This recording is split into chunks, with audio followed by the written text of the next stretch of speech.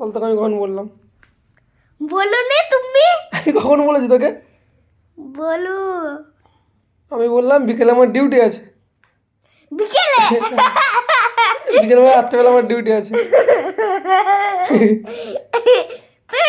তুমি আমি হিস করতে যখন গেলাম তখন তো বল মামা তোমার ডিউটি আছে, বললে না। না বলেছিলাম?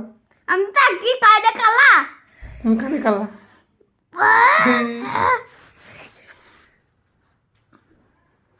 লজ্জা পেয়েছিস? এই লজ্জা পেয়েছিস? কে বললা? হাত ভেঙে দেবো পুরা।